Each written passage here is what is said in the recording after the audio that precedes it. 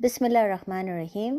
سورہ انفال میں اللہ کہتے ہیں یا ایھا الذین آمنوا ان تتقوا اللہ یجعل لکم فرقانا ویکفر عنکم سیئاتکم ویغفر لکم واللہ ذو الفضل العظیم۔ اور اس کا ترجمہ ہے اے ایمان والو، اگر تم اللہ کا تقوی اختیار کرو گے تو وہ تمہاری طرف فرقان بھیجے گا اور وہ تمہارے گناہوں مٹا دے گا اور تمہاری مغفرت بھی فرما دے گا۔ اللہ بڑے فضل والا ہے۔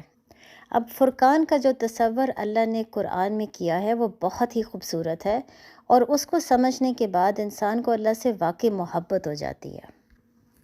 اب جیسے کہ میں نے پچھلے ایپیسوڈ میں ذکر کے بارے میں بات کی تھی کہ کبھی کبھی ہم بہت عبادت اور ذکر کرتے ہیں لیکن ہمارا دل اندر سے بے چین ہوتا ہے، اور اس کی وجہ یہ ہے کہ ہم غور و فکر نہیں کرتے۔ ہم دن رات بہت پڑھتے ہیں، بہت عبادت کرتے ہیں، لیکن یہ نہیں سوچتے کہ ہم بول کیا رہے ہیں، کہ اللہ کا پیغام کیا ہے، کہ اللہ ہمیں کیا بات سمجھانے کی کوشش کر رہا ہے۔ لیکن انسان ہونے کے ناطے کبھی کبھی ہمارے ساتھ ایسا بھی ہوتا ہے کہ جب ایک بہت زیادہ مشکل وقت ہو تو ہم ذکر بھی کر رہے ہیں، غور و فکر بھی کر رہے ہیں، سوچ بھی رہے ہیں، لیکن پھر بھی دل بہت تکلیف میں ہوتا ہے۔ اتنا ذکر اور اتنا غور و فکر کرنے کے باوجود دل اندر سے خالی ہوتا ہے، اور اس کی وجہ یہ ہے کہ کبھی کبھی زندگی بہت زیادہ مشکل ہو جاتی ہے۔ آپ عبادت بھی کریں، آپ غور و فکر بھی کریں، لیکن پھر بھی دل کو سکون نہیں ملتا۔ اور ایسے موقع پر یہ آیت دل کو ایک عجیب سا سکون دیتی ہے، کیونکہ اس میں اللہ اپنے بندوں کو سمجھا رہا ہے کہ وہ کبھی بھی ان کو اکیلا نہیں چھوڑتا۔ جب وہ دیکھتا ہے کہ میرا بندہ بہت پریشان ہے اور اپنے آپ کو اکیلا محسوس کر رہا ہے، تب وہ اس کے دل کو سکون دینے کے لیے اس کو فرقان دیتا ہے۔ لیکن اب ہم یہ پوچھ سکتے ہیں کہ فرقان ہے کیا، اور اس کو حاصل کرنے کے لیے انسان کو کیا کرنا پڑتا ہے؟ جب سیدھا راستہ آپ کو بالکل واضح ہو جائے اور شک کی کوئی گنجائش نہ رہے، اس کو فرقان کہتے ہیں۔ یہ وہ وقت ہے جب کچھ عرصے کے لیے دل بے تحاشا مطمئن ہو جاتا ہے، شیطان کے وسوسے ناکام ہو جاتے ہیں، اور روح اتنا طاقتور ہو جاتا ہے کہ نفس اس کا مقابلہ کر ہی نہیں پاتا۔ اور سب سے بڑی بات، اس وقت جو دل کی کیفیت ہوتی ہے اس کو بیان کرنا ناممکن ہے۔ انسان اچانک بہت پازیٹیو ہونا شروع ہو جاتا ہے، اور اس کو ایک عجیب سا یقین ہوتا ہے کہ سب کچھ ٹھیک ہو جائے گا۔ اس کو ایک عجیب سا یقین ہوتا ہے کہ اللہ اسے ناراض نہیں ہے، کہ وہ سیدھے راستے پر ہے، اللہ نے اسے نہیں چھوڑا۔ بلکہ اس کو یہ بھی یقین ہونا شروع ہو جاتا ہے کہ اللہ اس کے پچھلے گناہ بھی معاف کر دے گا۔ اچانک کچھ عرصے کے لیے ہر چیز بہت کلیئر، بہت واضح ہو جاتی ہے۔ لیکن پھر ہم یہ پوچھ سکتے ہیں کہ ہمیں فرقان کس شکل میں، کس صورت میں نظر آئے گا؟